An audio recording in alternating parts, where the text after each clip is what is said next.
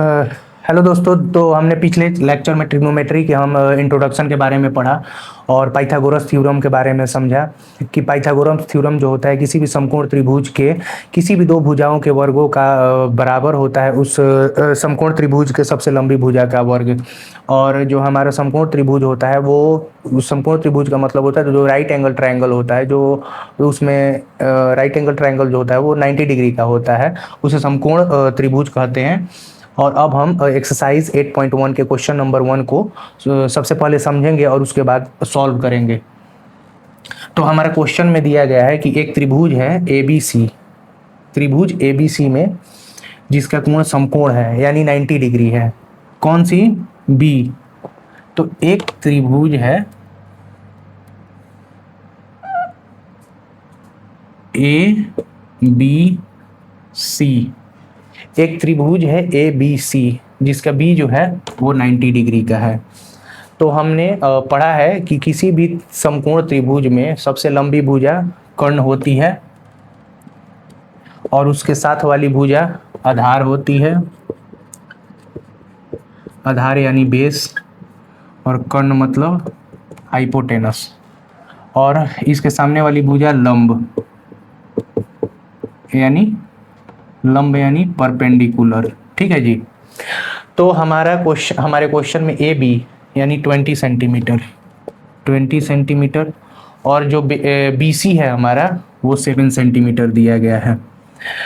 तो पाइथागोरस प्रमेय में हमने पढ़ा था, एक फॉर्मूला पढ़ा था पाइथागोरस प्रमेय में, पाइथागोरस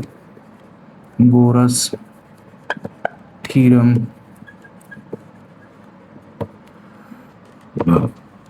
पाइथागोरस थ्योरम में हाइपोटेनस यानी लंब का स्क्वायर,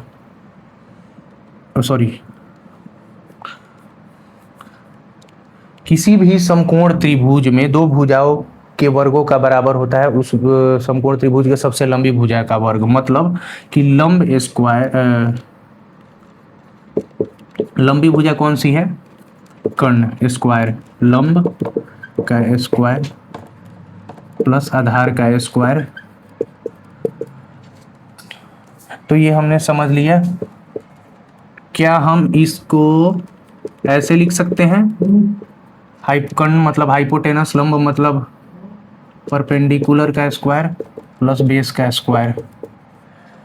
अब हमारे पास हमें कर्ण निकालना है यानी हाइपोटेनस निकालना है। तो हमें लंब दिया गया है, लंब जो है इसका लंब क्या होता है?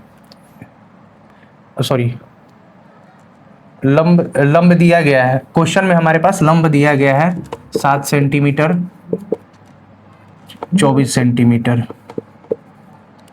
ठीक है जी। इसका स्क्वायर करेंगे तो 49 हो जाएगा, इसका हो जाएगा 576। इन दोनों को हम ऐड कर देंगे तो 625 हो जाएगा जी। अब इधर आ जाएगा हमारा, जब स्क्वायर इधर आता है जाता है तो उस साइड की वैल्यू जो होती है अंडर रूट में हो जाती है, तो 625। तो क्या हम इसको ऐसे भी लिख सकते हैं? 25 × 25 625।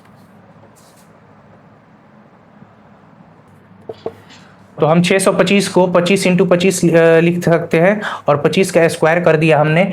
तो अगर हम रूट लगाते हैं तो स्क्वायर हट जाता है, तो हमारे पास 25 आ जाएगा। तो हाइपोटेनस यानी कर्ण हमारा 25 हो गया। तो पाइथागोरस थ्योरम को यूज करके हमने कर्ण निकाल दिया। अगर किसी क्वेश्चन में हमारे पास कर्ण दिया हो और आधार दिया हो तो हम इस क्वेश्चन को यूज करके लंब भी निकाल सकते हैं, और अगर लंब दिया हो और कर्ण दिया हो तो आधार भी निकाल सकते हैं। अब हमारे क्वेश्चन में साइन ए और कॉस ए दिया गया है।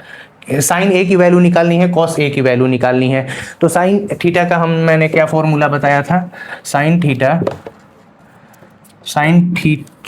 थीटा का मैंने फॉर्मूला बताया था। यहाँ पे साइन ए है, साइन थीटा का फॉर्मूला होता है लंब बटा कर्ण।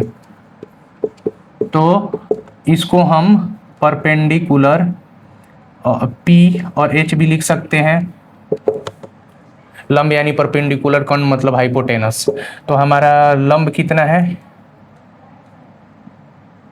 इसके सामने वाली भुजा 7 सेंटीमीटर, और इसके और कर्ण हमारा 25, और कॉस ए कितना है, कॉस ए का कॉस थीटा का फॉर्मूला क्या होता है, आधार बटा कर्ण। तो आधार कितना है, आधार को हम बी एच भी लिख सकते हैं, बी से बेस और ए से हाइपोटेनस। तो साथ वाली भुजा यानी आधार 4 और कर्ण 25। तो ये हमारा सॉल्व हो चुका है क्वेश्चन। और दूसरे क्वेश्चन में ये हो गया क्वेश्चन नंबर 1, ये दोनों हमारा सॉल्व हो गया। और क्वेश्चन नंबर 2 हमारा है कॉस सी और कॉस ए और कॉस सी, कॉस ए और कॉस सी। तो कॉस थीटा का फॉर्मूला क्या था, आधार बटा कर्ण। आधार को हम बी लिख सकते हैं, कर्ण को हम एच लिख सकते हैं। अब हमारा ए यानी ए के सामने वाली साथ वाली भुजा, आधार मतलब साथ वाली भुजा 24 बाई हाइपोटेनस यानी कर्ण हमारा 25 हो गया। और कॉस सी, अब यहाँ पर समझने वाली बात है कि अब सी की बात कर रहा है, तो यानी कि एंगल ये वाला लिया जाएगा, ठीक है जी। तो सबसे पहले तो कॉस थीटा का फॉर्मूला क्या होता है, आधार बटा कर्ण, ठीक है जी, यानी बेस हाइपोटेनस, इसको ऐसे लिख सकते हैं।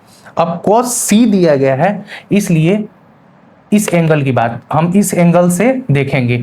तो इस एंगल के साथ वाली भुजा कौन सी हुई, ये, तो हम 7 सेंटीमीटर 7 लिख देंगे। और कर्ण हमारा क्या हो गया 25। तो यहाँ पर थीटा के जगह पर जो भी दिया हो, अगर ए दिया है तो हम हम बेस ये लेंगे, मतलब बी और ए के साथ वाली भुजा ये होगी, सामने वाली भुजा ये होगी, और सी के साथ वाली भुजा हमारी ये होगी, और